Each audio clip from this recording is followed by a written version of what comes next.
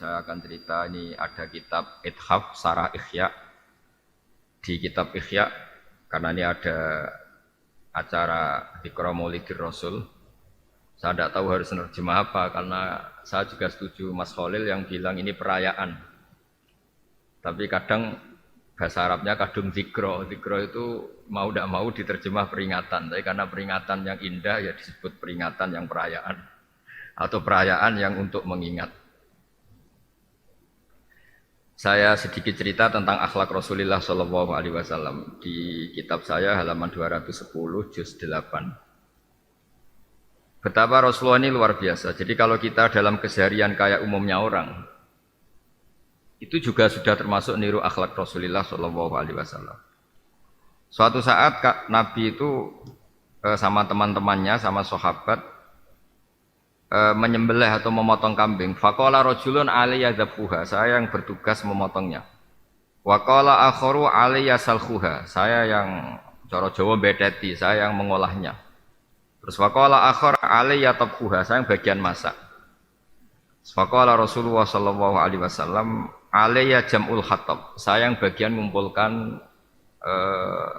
kayu bakar. Faqalu ya Rasulullah nakfikal amal. Engkau tidak usah ikut ya Rasulullah, kita saja yang kerja. Kata Nabi, qad alimtu annakum takfunani walakin akrahu an atamayyaza alaikum. Wa inna Allaha ta'ala yakrahu min abdihi ayyarahu mutamayyizan baina ashabi. Saya tahu kalian itu akan membiarkan saya tidak usah kerja. Tapi Allah itu enggak suka melihat hambanya yang dalam aktivitas sosial itu paling kelihatan spesial, kelihatan berbeda. Yang lainnya kerja, dia ngebos lah dalam bahasa sekarang. Ini penting menjadi teladan. Jadi kalau perilaku-perilaku orang timur, khususnya orang Indonesia itu kan mbok atasan kayak apa, kalau ada apa-apa ya ikut terlibat. Jadi ketika kita makan-makan, meskipun kita kiai atau kita atasan atau kita pimpinan, itu paling enggak ya urun-urun, nata piring, nata apa, itu ajaran orang tua kita. Ternyata itu juga ditemukan dalam ajaran Rasulullah SAW. Kata Nabi, wa inna Allaha ta'ala yakrahu min abdihi ayyarahu mutamayyizan baina ashabi. Karena Allah itu kurang suka kalau ada orang kelihatan paling spesial, hanya dilayani tapi tidak pernah melayani. Sehingga keseharian kita sebagai orang timur, saya ulang lagi, keseharian kita sebagai orang timur, yang ikut menata-nata kalau ada tamu, ikut menata-nata kalau ada hajatan, itu juga bagian dari sunnah Rasulullah SAW.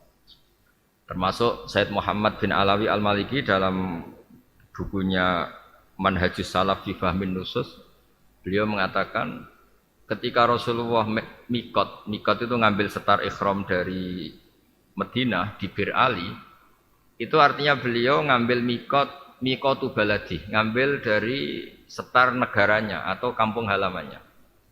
Sehingga termasuk sunnah Rasul ketika orang Mekah yang ngambil mikot dari Mekah, yang orang Irak ya dari Irak. Jadi sunnah Rasul bukan berarti orang Irak memaksakan ngambil dari Bir Ali atau orang Mekah memaksakan dari ngambil Bir Ali. Tapi cara berhitung adalah Rasulullah mikot dari Bir Ali artinya mikot min baladi.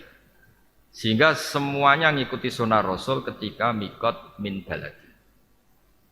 Begitu juga di situ diterangkan ketika Rasulullah itu tahnik pada anak-anak kecil pakai kurma misalnya, itu ya dianggap halawiyat min baladi, itu jenis makanan manis yang di negaranya. Sehingga di kitab-kitab fikih disebutkan misalnya orang Indonesia mau buka puasa itu tentu sunat pakai kurma atau apa, kalau ndak ya digenti degan atau apa, yang penting jenisnya halawiyat, jenis manis. Dengan seperti ini perasaan kita sebagai umat Rasulullah SAW yang ditakdir sebagai orang Jawa atau orang Indonesia itu tidak merasa sendiri. Mbah Maimun guru saya di antara karangannya beliau bercerita, Nabi itu milik kafatal linnas, semua orang merasa miliki Nabi.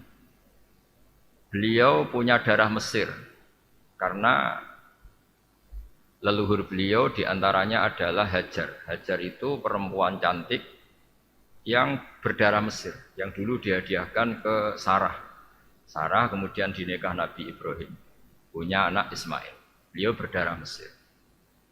Kemudian Sayyid Abdullah punya ibu itu orang Bani Najjar, orang Dzurriyyah Bani Najjar. Sehingga disebut wa kana qad ijtaza bi akhwalihi Bani Adiyyin min at-Thaifatin Najjariyah. Jadi Nabi kalau akhirnya hijrah ke Madinah itu karena beliau juga punya darah Ahlul Madinah yaitu Bani Najjar. Beliau juga punya darah Yaman karena lewat Ismail menikahi perempuan dari Jurhum. Jurhum itu kabilah dari Yaman. Dan semua orang-orang kampung di seluruh dunia itu harus bangga dengan Rasulullah SAW karena beliau pernah menyusu dari Imro'atun Badawiyah, dari perempuan kampung yang bernama Halimatus Sa'diyah. Sehingga semua masyarakat kampung yang berprofesi misalnya pengembala kambing itu harus ikut bangga karena di darah Nabi yang orang paling mulia di dunia dan akhirat itu ada rodoah, ada susu yang menjadi darah daging beliau minim ro'atin badawiyah dari perempuan kampung yang bernama Halimatus Sa'diyah. Sehingga orang merasa bangga semua dengan Rasulullah SAW.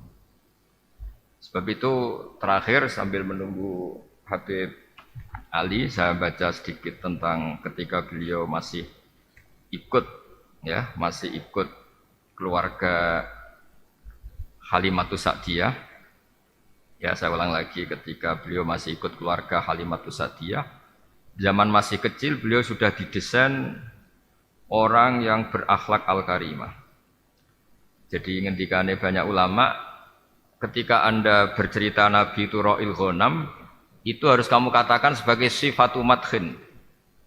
Saya baca dalam kitab Madarijus Su'ud, syarah dari Al-Barjanji, ini min mahasini akhlaki Rasulullah sallallahu alaihi wasallam.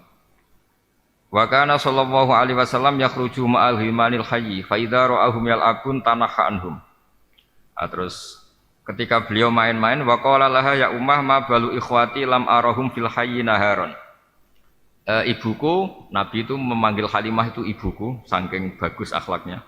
Kenapa saudara saya tidak kelihatan di rumah bermain-main? Qalat ya bunayya innahum yakhrujuna ma'an ahnam allati razaqanallahu iyyaha bi barakatik. Mereka ini menggembala kambing, yang kambing-kambing itu menjadi subur, menjadi gemuk karena berkahmu. Fa idza ja'alailu raja'u biha ilaina. Terus faqala sallallahu alaihi wasallam ma ansaftu baini wa baina ikhwati. Aq'udu ana bil hayyi atabarradu wa aqulu wa astazillu bidzilli wa ashrabul albana wal ma'uzilal wa ikhwati yalhaquhum harrul hawajir. Jadi Nabi ikut menggembala kambing itu bukan karena Nabi sebagai penggembala, itu bukan, saking baiknya akhlaknya. Ini ndak fair ibuku, saudara-saudaraku kena panas terik matahari karena menggembala kambing, kemudian saya asik di rumah, tidak panas-panasan, saya asik bisa minum, asik bisa menikmati susu dari kambing itu, sementara saya tidak ikut menggembala. Walhasil akhirnya Nabi berpamitan ikut menggembala. Jadi kayak apa akhlaknya Nabi luar biasa. Gembala kambing ini juga bagian dari akhlak beliau, karena ikut nikmati susunya kok tidak ikut menggembala. Jadi ini luar biasa akhlak Rasulullah SAW. Akhirnya beliau pamit untuk ikut menggembala. Faqalat ya bunayya innama af'alu dzalika khaufan 'alaika minal a'da wa akhsha 'alaika min salikit thariq ayyaru jamalaka wa anwaraka fala yasfiruna anka. Meskipun demikian, Anda jangan ikut menggembala karena saya takut nanti Anda diculik. Ini juga pelajaran betapa baiknya Halimatus Sa'diyah. Jadi beliau mencintai Rasulullah seperti mencintai anaknya sendiri. Dan barokahnya takut diculik ini kemudian Nabi itu diawasi oleh Halimah. Dan delalah ketika diawasi itu banyak ahli tarikh, beliau dioperasi lah kalau bahasa sekarang oleh malaikat yang mengisi hikmah di dada Nabi, sehingga ketika beliau mengalami itu disaksikan sebagian oleh saudara-saudaranya, sebagian oleh Halimatus Sa'diyah. Dimulailah cerita kenabian Syaqu Sodrihi Syarif sallallahu alaihi wasallam. para pemirsa, karena ini Habib Ali sudah gabung, kita semua akan istifadah dengan beliau.